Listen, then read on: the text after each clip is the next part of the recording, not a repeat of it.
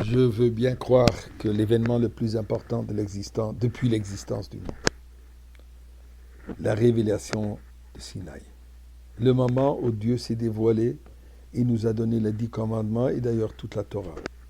On est familier avec ce sujet, pas seulement du film, ou pas du tout du film, mais plutôt de l'origine, de la Torah, du livre, de la Bible directement. Alors, je voudrais m'attarder pour quelques instants sur le deuxième verset, ou plutôt sur le premier des 10 commandements. Mais avant cela, remercions Dieu pour le don qu'il nous a donné, plus du don de la Torah, mais tous les miracles qu'il fait, en disant le chapitre 100 de Tehillim. Mizmor le soy rila de nekolot ibdu esadene besimcha. Boy le fada bernana de uki adene welimu asane vela nachnam v'tzal marisoy. Boy shor besoy de chatzroy sabisila hoyde le bachu shemoy ki toiv adene l'olam chazda ve'ad doy vodor emunasoy. Tel que Dieu nous a donné le don, donnons un don aussi pour ceux qui ont besoin de notre support, de notre aide, puisque c'est ça la volonté de Dieu. Regardons ensemble les 2 premiers versets des 10 commandements. Chapitre 20, Pasuk Aleph. Vaïdaber Elohim et kol advarim ha'el lemor, et Dieu parle de toutes ces paroles. Première parole, premier des 10 commandements. Anochi Hashem Elokecha, je suis Dieu, ton Dieu, Asher hotzeticha me'eretz Mitzrayim mibet avadim, qui t'a sorti à toi individuellement.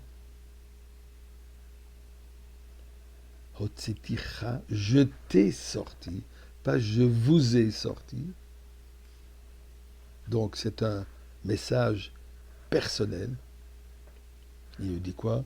Je t'ai sorti d'Égypte, les bêtes avadim, de la maison d'esclaves ou de la maison d'esclavage. C'est quoi cette idée ici? Qu'est-ce que Dieu nous dit ici? Est-ce qu'il a besoin de s'identifier, de nous rappeler qui il est, et ceci par le fait qu'il nous a délivrés d'Égypte? On n'a pas oublié. On sait très bien que c'est lui qui nous a délivrés d'Égypte. On vient de le vivre. Il n'y a que quelques instants qu'on était devant la mer morte qu'il a ouvert. Il n'y a que quelques instants que nous avons vécu une année entière de ce processus de la sortie d'Égypte et qui nous a fortifié notre croyance en lui. D'ailleurs, dès que Moshe Rabbeinu est arrivé, on a accepté, on a dit, ok, on y va. On croit, on a la foi. Donc c'est quoi cette idée que Dieu a besoin ici?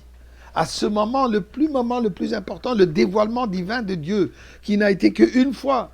Comme il y a marqué, la révélation de Sinaï est un événement unique dans l'existence du monde. Même après la Goula, il n'y aura plus cet événement. Donc, qu'est-ce qu'il y a de tellement important et pertinent de nous rappeler, je suis Dieu qui vous a délivré d'Égypte. On le sait. Tu as besoin de nous rappeler qu'on était esclaves.